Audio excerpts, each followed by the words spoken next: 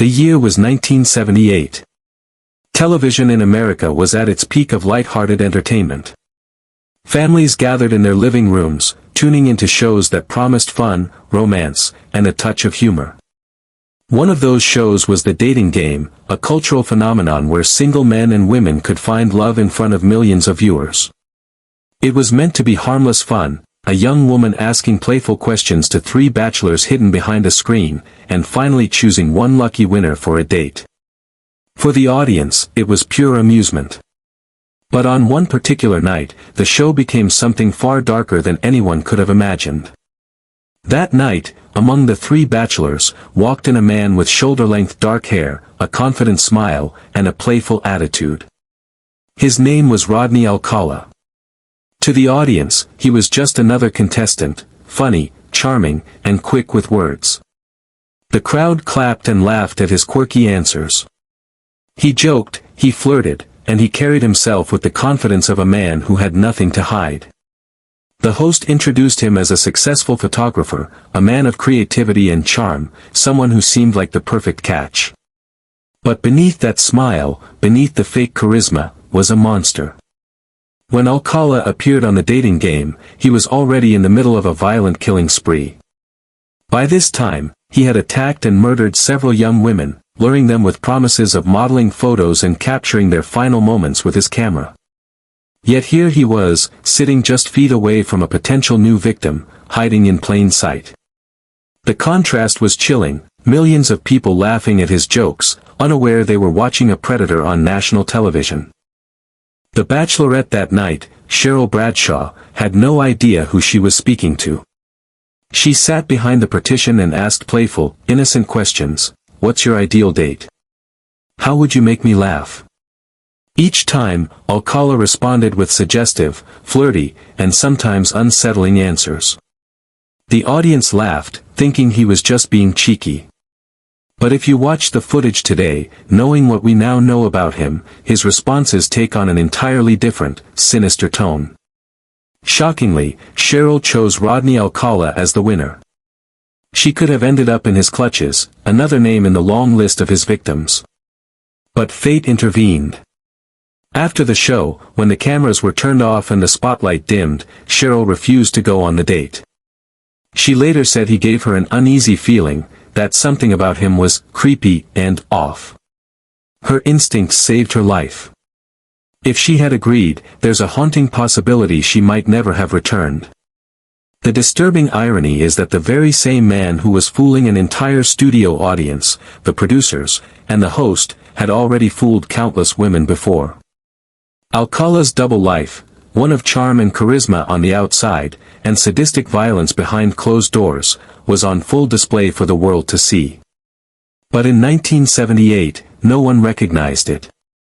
He was just another bachelor, hiding a lifetime of horror. Today, that episode of The Dating Game stands as one of the most chilling examples of evil disguised as ordinary. To think that a serial killer was not just roaming free, but appearing on primetime television, competing for affection while already plotting his next crimes, is a reminder of how dangerous charm can be. Alcala's appearance has since been replayed countless times, not as entertainment, but as evidence of how a killer can wear the mask of normalcy so convincingly.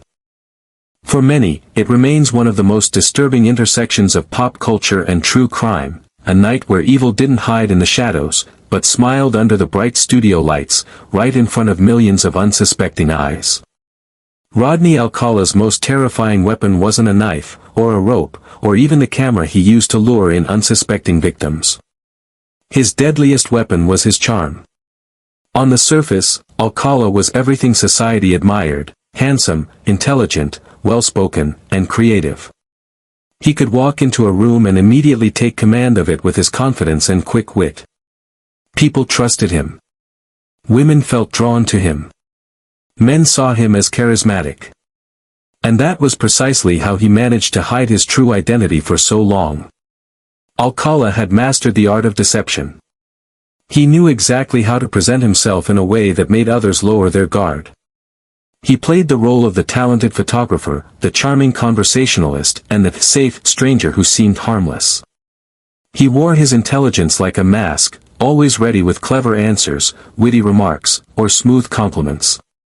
Behind that mask, however, was a calculating predator, someone who studied people not to understand them, but to exploit their weaknesses. To many women, he seemed intriguing, even exciting. A man who carried a camera, who spoke about art and creativity, seemed different from the average stranger. He wasn't the kind of person you expected to be dangerous. That was his advantage. He knew that if he came across as approachable, if he wrapped his true intentions in charisma, then people would never suspect the darkness lurking beneath. His charm was like bait, and tragically, many people never realized the danger until it was too late. What made Alcala even more dangerous was his ability to adapt. Around women, he could be flirtatious and playful, presenting himself as a potential romantic interest. Around authority figures, he could act intelligent and polite, making police officers or court officials believe he was harmless. Around friends or casual acquaintances, he seemed like just another young man with big dreams. He knew how to play each role to perfection. And because of this, he was able to slip through society undetected, even while committing unspeakable crimes. Looking back, it's chilling to realize how many people crossed paths with him, completely unaware of who he really was. Women who agreed to pose for photographs, neighbors who greeted him politely, even co-workers who saw him as just another face in the office, all of them were fooled by his deceptive persona. He was a man living two lives, one in the light, where he appeared normal, charming, and trustworthy, and another in the shadows, where his darkest urges took control. Psychologists later described Alcala as a true manipulator, someone who thrived on control and deception. He didn't just want to harm his victims physically, he wanted to control them mentally, to lure them into a false sense of safety before revealing the monster beneath. His charm wasn't accidental, it was intentional, carefully constructed, and used like a weapon to gain access to people who otherwise would have run from him.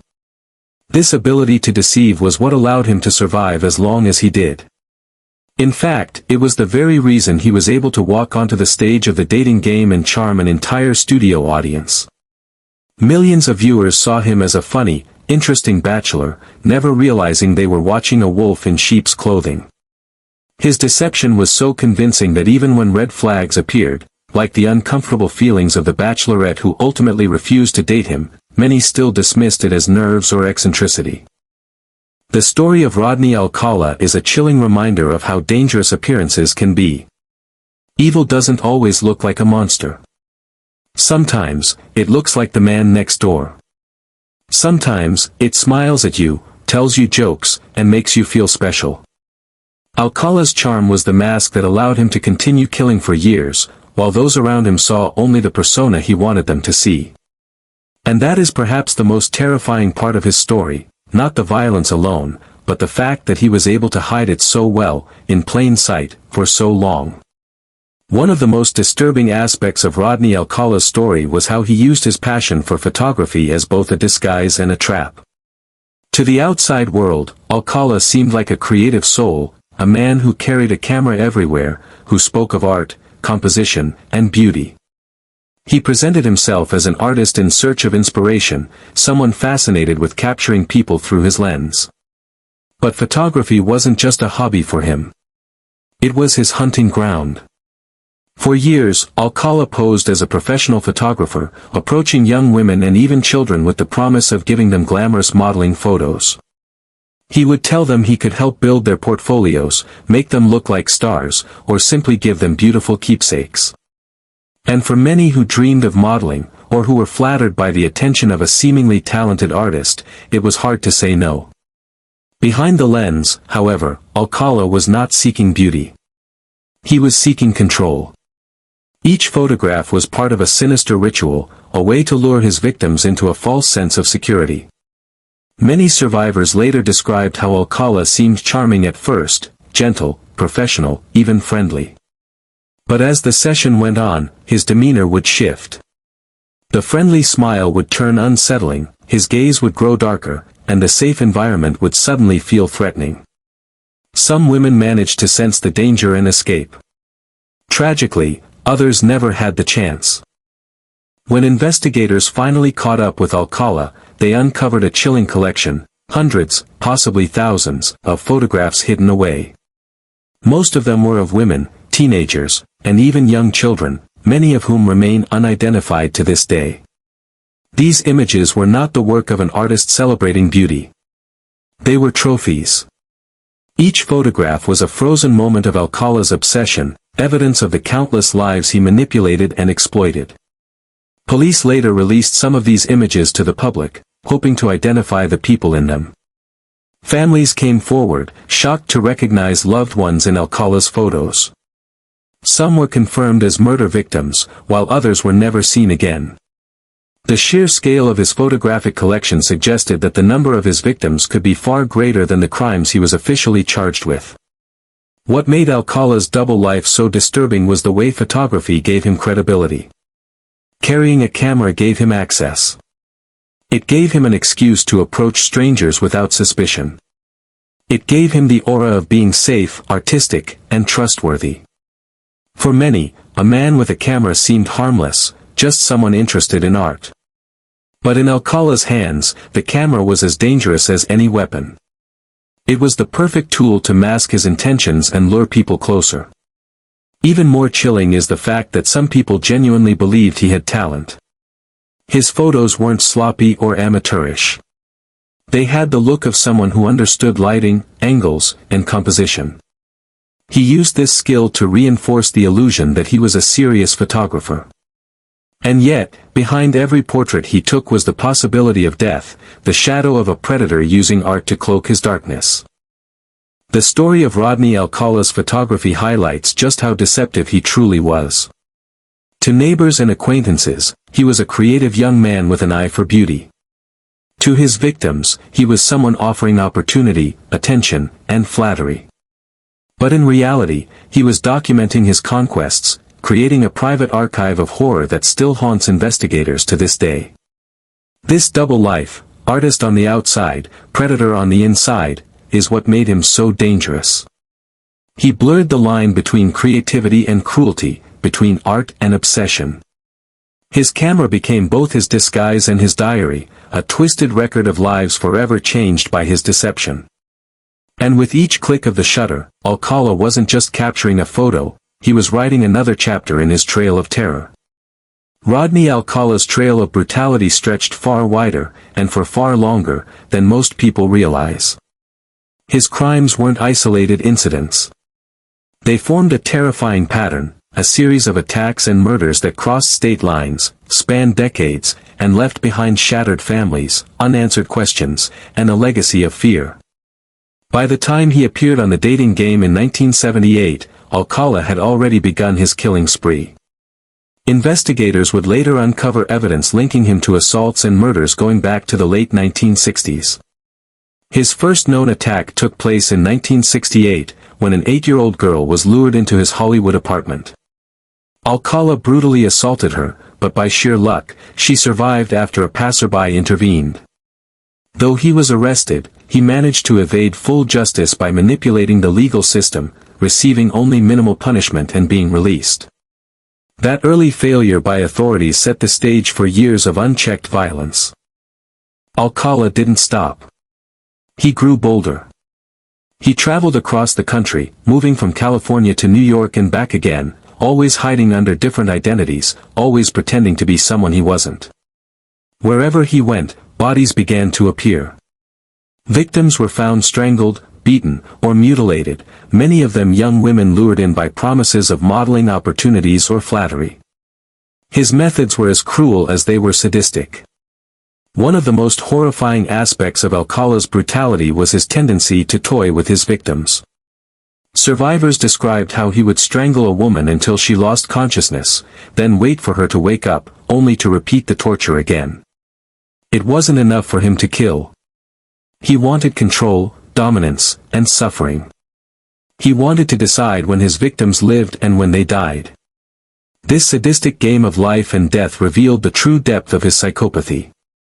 For years, law enforcement struggled to piece together his crimes.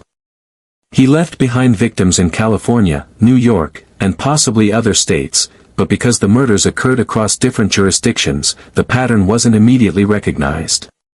Each department saw only one case, one victim, one tragedy. They didn't yet realize they were chasing the same man, a predator who thrived on slipping through the cracks of the system. By the late 1970s, the list of confirmed and suspected victims had grown.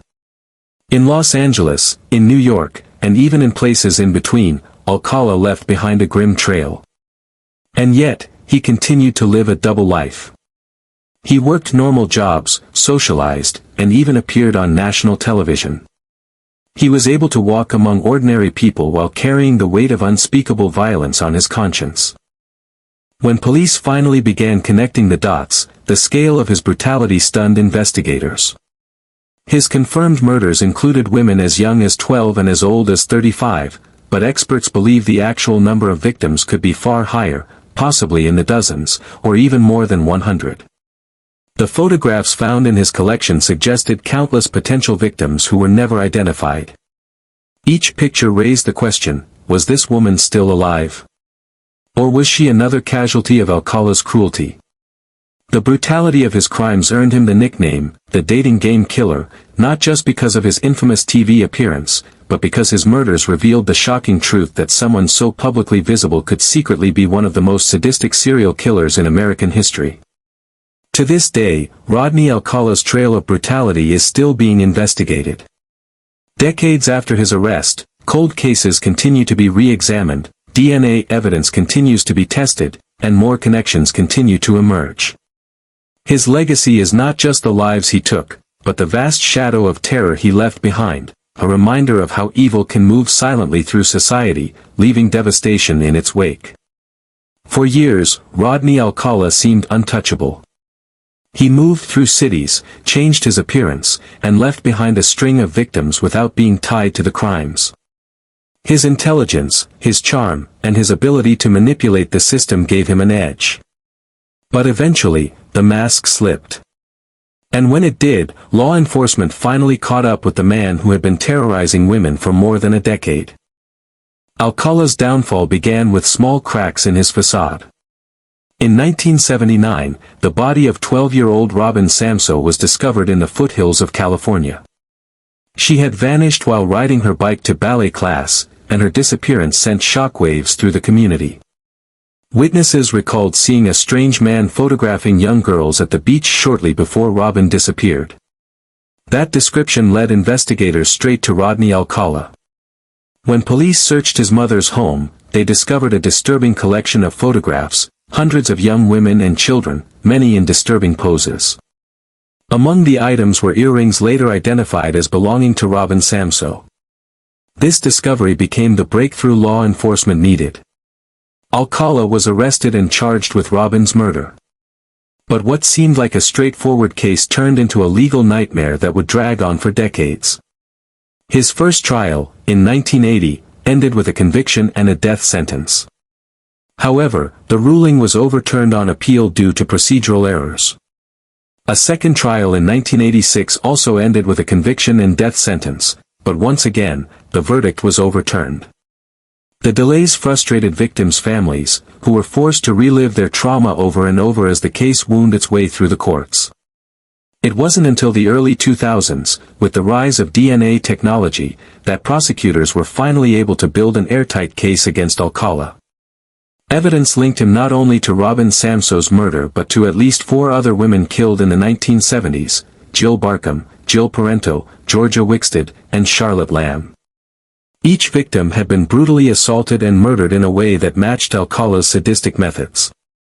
With DNA evidence too strong to ignore, Alcala was brought back to trial in 2010. This time, the trial was unlike any before. The prosecution presented his photographic collection, hundreds of images of women and children, to show his obsession and predatory behavior. They also laid out the evidence of his long, sadistic history of violence. Alcala, disturbingly, chose to act as his own attorney. He stood in court, questioning witnesses, cross-examining people connected to his crimes, and even addressing the jury himself. His performance was bizarre, arrogant, and chilling, a final attempt to manipulate the system. But this time, the jury wasn't fooled. In 2010, after decades of legal battles, Rodney Alcala was once again sentenced to death for the murders of Robin Samsoe and 4 other women. Later, he would be indicted in New York for the murders of 2 more women from the 1970s, Cornelia Crilly and Ellen Jane Hover. He pleaded guilty and received additional prison sentences.